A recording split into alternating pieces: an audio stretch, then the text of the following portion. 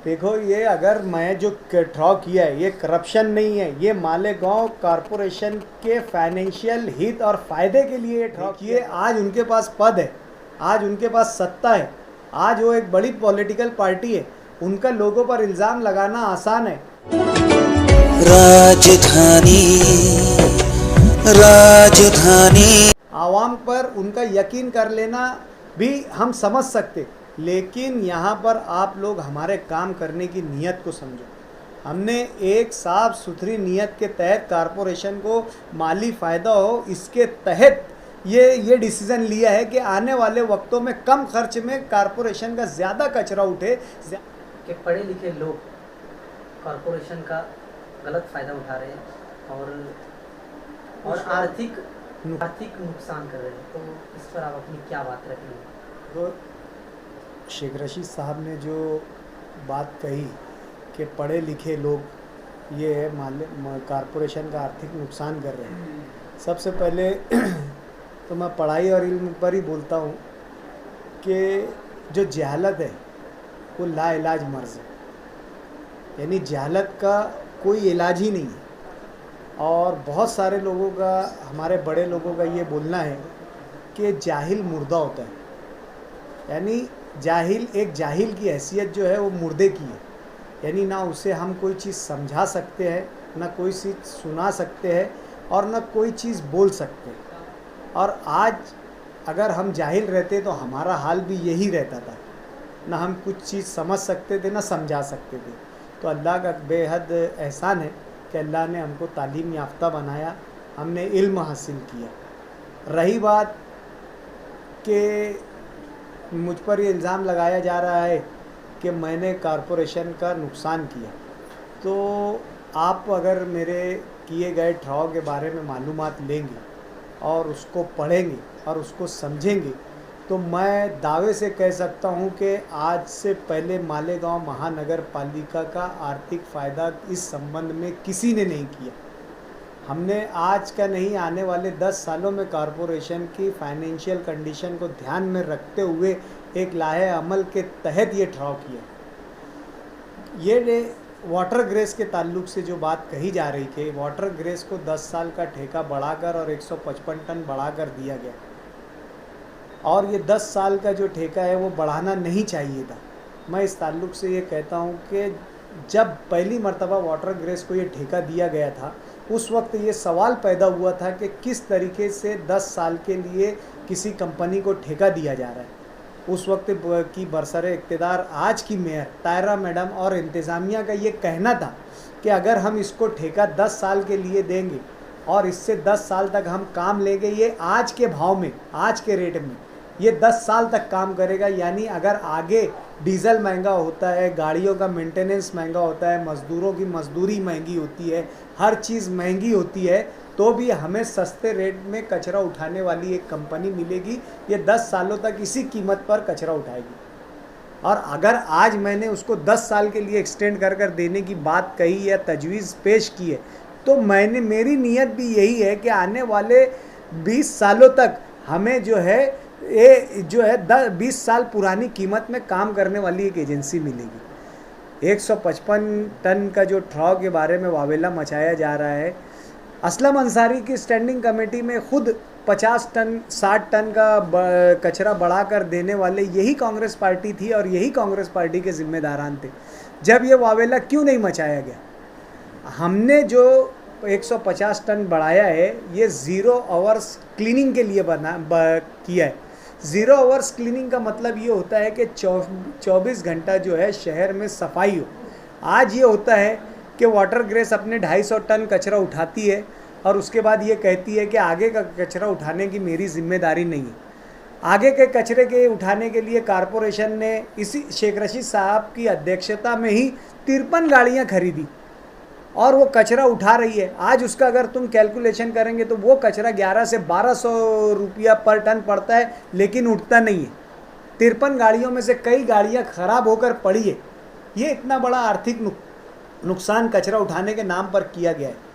तो ये इनसे ही कौन सवाल करेगा कि आपने किस बुनियाद पर 53 गाड़ियाँ खरीद कर कचरा उठाने की वो तैयारी की, जबकि आपकी गाड़ियाँ उठा नहीं रही और कचरा शहर में जैसे कि तैसा है।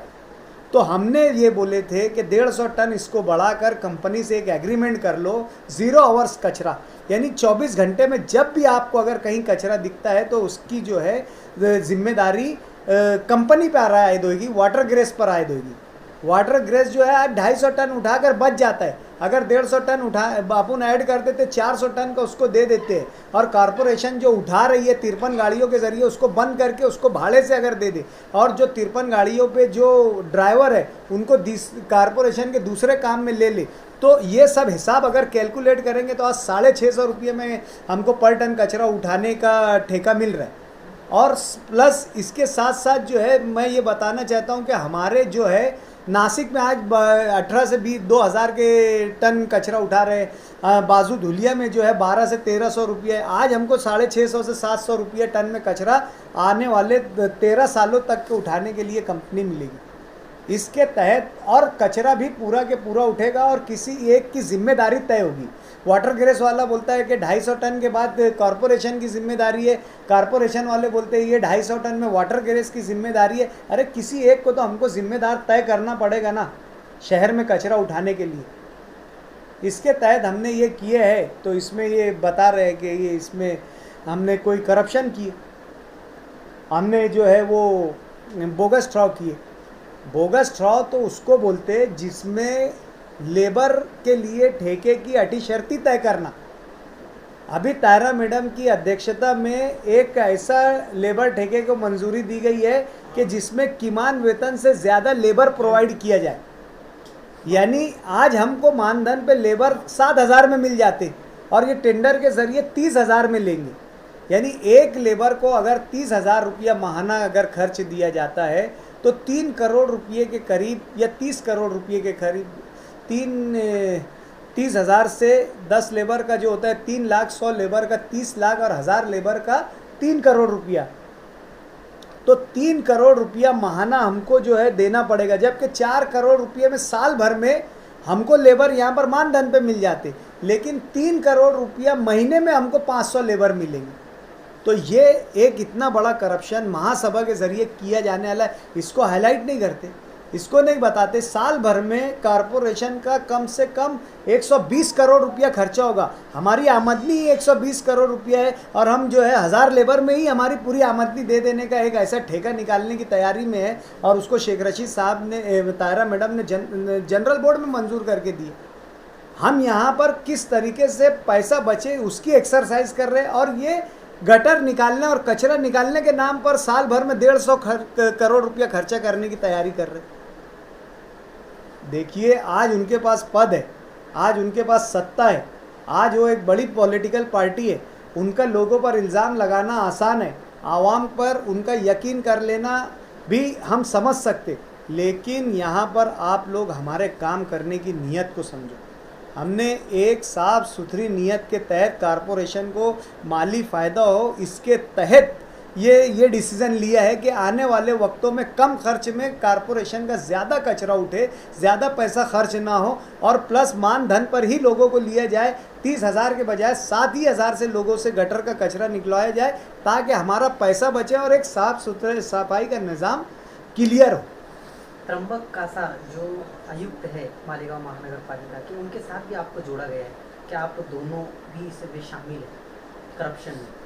देखो, ये अगर मैं जो ड्रॉ किया है ये करप्शन नहीं है, ये मालेगांव कॉरपोरेशन के फाइनेंशियल हित और फ़ायदे के लिए ये ड्रॉ किया गया है, और अगर ये चीज़ मैं प्रशासन को कबूल होगी तो वो आगे बढ़ाएगा।